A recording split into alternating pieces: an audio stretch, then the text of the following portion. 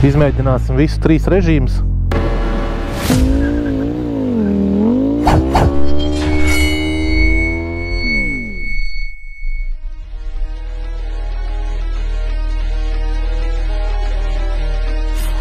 Šajā video stāstīsim par motociklu aprīkojumiem, kas nodrošina drošu braukšanu un arī iespēju braukt dažādos režīmos.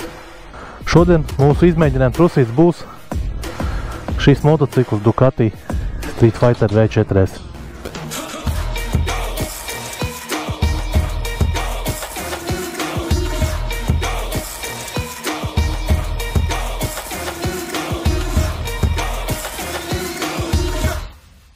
Sāksim ar pašu pirmo drošības sistēmu, kas tika ieviesta motocikliem, un tā ir ABS bremzēšanas sistēma. Motocikls sāk parādīties ar ABS no kaut kā 2008. vai 2009. gada. Tā tika ieviesta kā obligāta prasība motoražotājiem. Standarta ABS sistēma lielākā daļa močiem ir vienā režīmā. Šim motociklam ir 3 režīmi. Trešais režīms ir ar maksimālu iejaukšanos, nepieļauj nevienā brīdī neko sabloķēt. Tad ir otrs režīms, vidējais, kas atļauj pakaļējo riteni tomēr mazliet sabloķēt, un ir pirmais režīms, kas principā tā kā atslēdz ABS sistēmu, pakaļējiem ritenim atslēdz, priekšējiem ritenim nav iespējams atslēgt. Es parādīšu, kāds notiek darbībā, izmēģināsim visus 3 režīmus, tajā brīdī, kad ABS sistēma ir ieslēgta pilnībā, vidējā režīmā un arī tad, kad viņa ir atslēgta. Es jums parādīšu, ko dara aizmugurējais ritenis tajā brīdī. Tā, ieregulēsim braukšanas režīmu, paņemsim strītu, ABS-u, redz, kur redzam. Tātad ar pašu drošāko režīmu. Šis režīms, ja mēs redzam, rakstīts vēl cornering, ja, šī ABS sistēma ļauj bremzēt droši arī līkumos. Te, kur ieslēgsim trešo režīmu, braucam 30 km/h.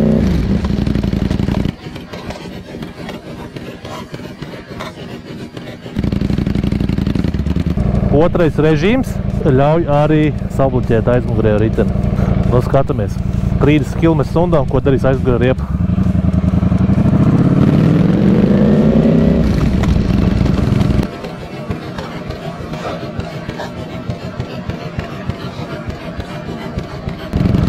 Man pēc sajūtām nelikās gandrīz vispār nekāda atšķirība. Esam izslēguši ABS sistēmu aizmugurējā ritenim, priekšējiem ir.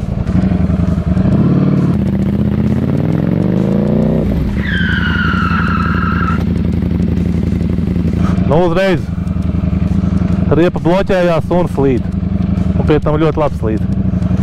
Ja tu pieskaries aizmugurējām bremzēm, viņas uzreiz bloķējās. Momentā bloķējās aizmugurējās bremzes.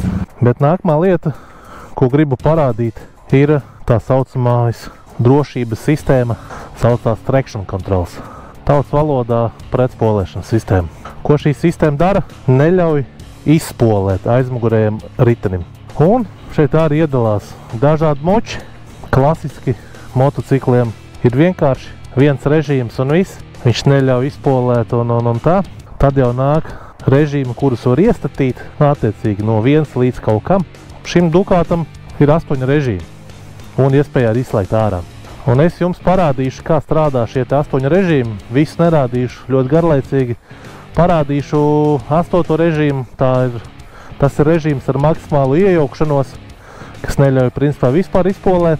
Parādīšu kādu video režīmu, parādīšu pirmo režīmu ar minimālu iejaukšanos un kas notiek, kad ir izslēgts traction controls. Nu tātad, šobrīd mums ir traction controls ieslēgts 8. režīmā, kas nozīmē, ka motocikla vadība iejauksies maksimāli.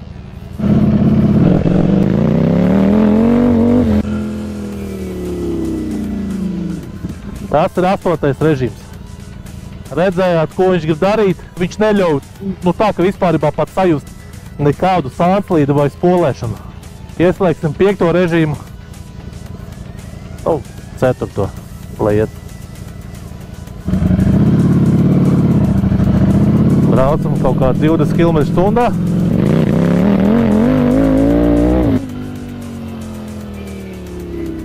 Pēc sajūtām, tu jūti, ka viņš mazliet vairāk atļauj izspolēt, ja, bet tāpatās viņš, tu vari dot pilnu ručku, un viņš tev neļauj vienkārši griezt.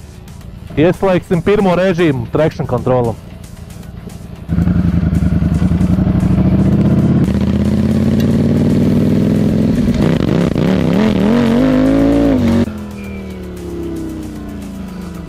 Nu, pa lielām es baigu atšķirību nejūtu. Ok, te bišku vairāk viņš izpolē, nu, tiešām vairāk izpolē, ja, bet varam just, kā elektroniskais vadības bloks mocim saka, negriez, met nost gāzi. Ieslēgsim, nevis ieslēgsim, bet izslēgsim. Opa režīms, viss. Mums traction control vairāk nav. Nu, skatāmies, kas notiksies.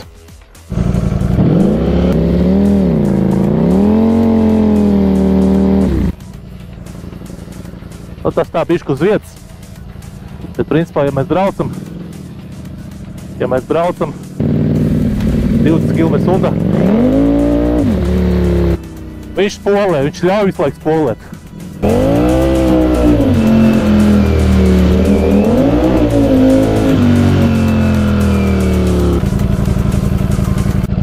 Nebija Ducati, pa meža ceļiem pabraukājis. Nu, te varam redzēt, ja? Spolēšana notiek uz pilnu klapi.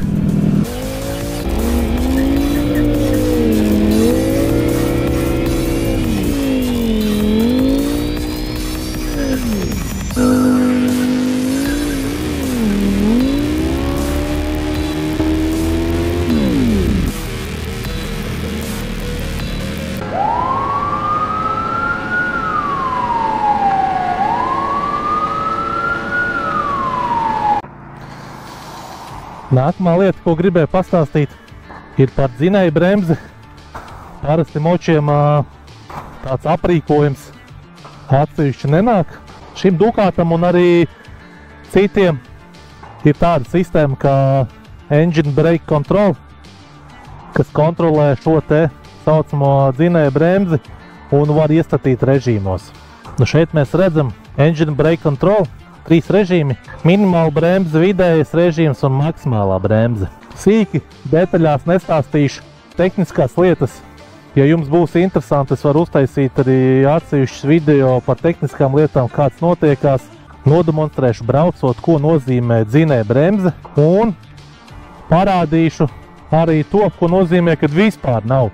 Attiecīgi uzņemsim kaut kādu noteiktu ātrumu un mēģināsim nobremzēt līdz 100 km/h. 5. pārnesums, ātrums 170 km/h un skatāmies, cik ātri viņš pašspēkiem apstāsies.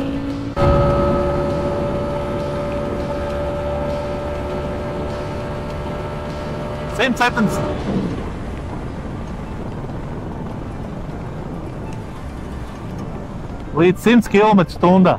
Cik būs? 11 sekundes.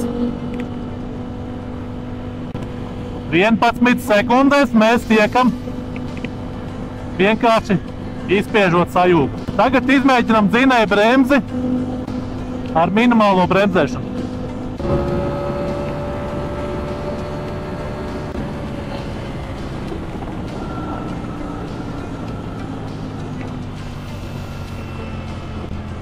Septiņas sekundes. Un tā ir minimālā dzinēja bremze. Pamēģināsim pirmo režīmu dzinēja bremzē.